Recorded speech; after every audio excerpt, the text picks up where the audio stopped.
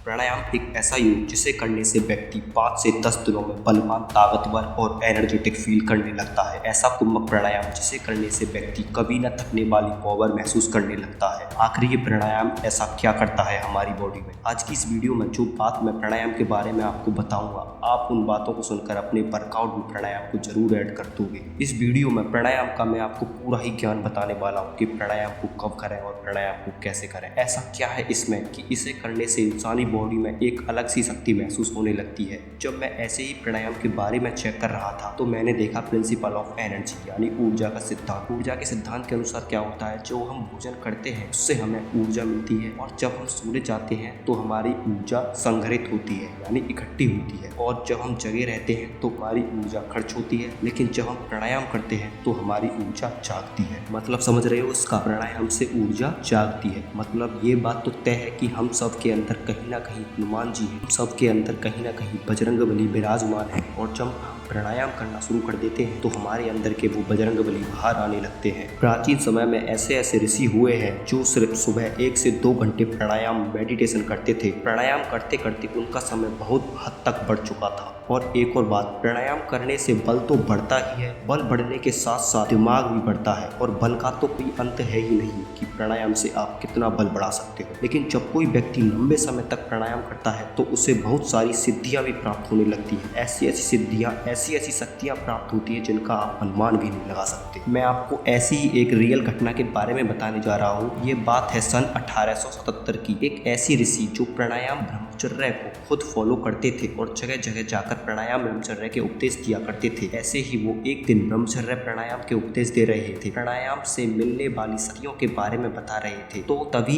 एक गृहस्थ व्यक्ति अपनी बैलगाड़ी लेकर उनके पास आया और उन ऋषि से बोला, आप प्राणायाम करते हो, आप ब्रह्मचारी हो और मैं गृहस्थी जीवन जीने वाला व्यक्ति, मुझको आप में और मुझ में कोई फर्क नहीं नजर आया। ऋषि ने उस व्यक्ति को बातों को सुनकर मौन रहे और इतना कहकर वो व्यक्ति वहां से चल दिया। जैसे ही व्यक्ति बैल बग्गी लेकर चलने लगता है, जैसे ही उसने अपने बैलों को हाँकना शुरू किया तो उसने देखा कि उसके बैल ताकत तो पूरी लगा रहे हैं पर बग्गी आगे बढ़ी नहीं रही। तब फिर उसने पीछे मुड़कर देखा तो उसकी बग्गी के पीछे स्वामी जी खड़े थे और उसकी बग्गी स्वामी जी ने पीछे से उठा रखी थी। उनकी उस असीम ताकत को देखकर उनसे वो व्यक्ति माफी मांगने लगता है और उनके पैरों में गिर पड़ता है। क्या आपको पता है वो ऋषि कौन थे? अगर नहीं तो मैं आपको बता दूं, उन ऋषि का नाम है स्वामी दयानंद सरस्वती। अब आपको विश्वास हो गया होगा कि प्राणायाम योग कोई आम योग नहीं है। अब मैं आपको बताऊंगा प्राणायाम करना कैसे है। तो देखो, सबसे पहले आपको बिल्कुल रिलैक्स होकर बैठ जाना है और फिर आपको लेना है मोबाइल और मोबाइल में खोलनी है अपनी स्टॉप वॉच। फिर आपको सांस को भर लेनी है और सांस को अपने पेट में नहीं भरना, अपनी छाती में भरना है। इससे आपकी छाती भी उभर कर आएगी। सांस को छाती में भरने के बाद स्टॉप वॉच को